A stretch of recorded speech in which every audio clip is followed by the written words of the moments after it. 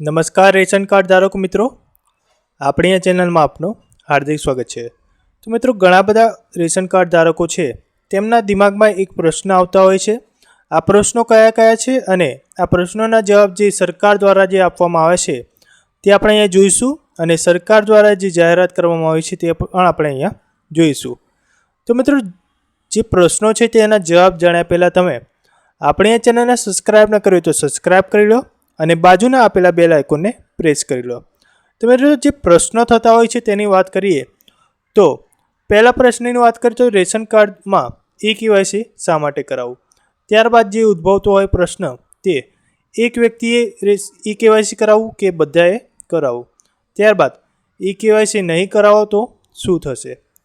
બહાર રહેતા હોય તેવા લોકોએ KYC કઈ રીતે કરાવવું।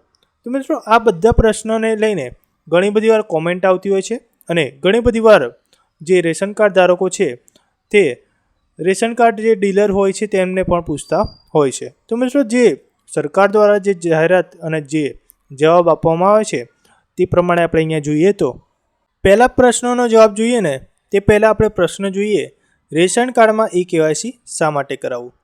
તેના જવાબને લઈને જે જાહેરાત કરવામાં આવી છે તેનું કારણ તમારા ફેમિલીમાં કોઈનું મૃત્યુ થયું હોય, બાળકનો જન્મ થયો હોય, લગ્ન બાદ નવા મેમ્બર ફેમિલીમાં એડ થયા હોય તો KYC દ્વારા વ્યક્તિ ખરેખર હાજર છે કે નથી તે સરકારને ખ્યાલ આવે છે।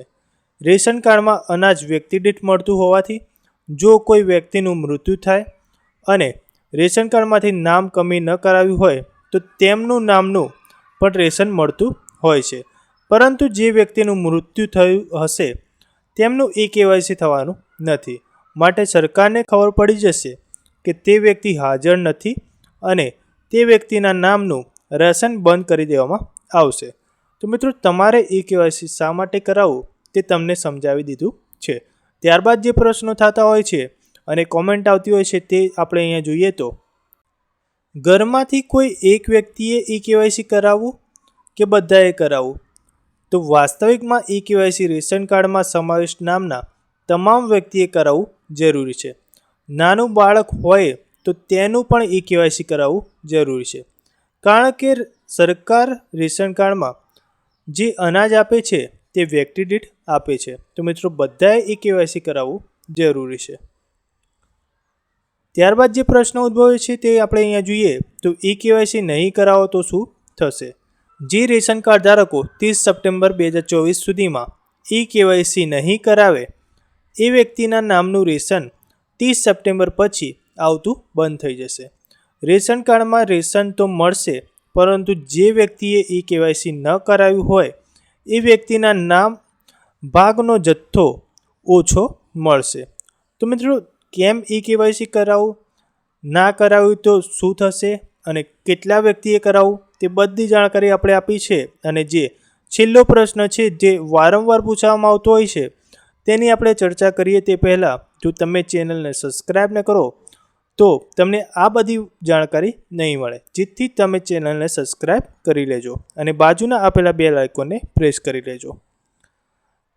ત્યારબાદ જે પ્રશ્ન પૂછવામાં આવે છે કે જે લોકો બહાર રહેતા હોય, ફેમિલી સાથે ન હોય એ લોકોએ KYC કઈ રીતે કરાવવું। તો જે લોકો પોતાની જિલ્લાની બહાર રહેતા હોય કે ગુજરાતની બહાર રહેતા હોય અથવા બહારના કોઈ પણ લોકો ગુજરાતમાં રહેતા હોય તેવા લોકો માટે રેશન કાર્ડની ડિટેલ મંગાવવાની રહેશે। ત્યારબાદ જ્યાં રહેતા હોય ત્યાં રેશન ડીલર પાસે KYC કરાવી શકે છે, જેના વિશે સરકાર દ્વારા પણ જાહેરાત કરવામાં આવી છે। તો મિત્રો, બધા જ પ્રશ્નોના જવાબ તમે જોઈ લીધા હશે અને તો પણ તમને કોઈ પ્રશ્ન થતો હોય તો કોમેન્ટ બોક્સમાં જરૂરથી જણાવજો અને આપણા વિડીયોને લાઇક ન કર્યું હોય તો લાઇક પણ કરી દેજો અને ચેનલને સબસ્ક્રાઈબ કરીને બાજુના આપેલા બેલ આઇકોનને પ્રેસ કરી લેજો।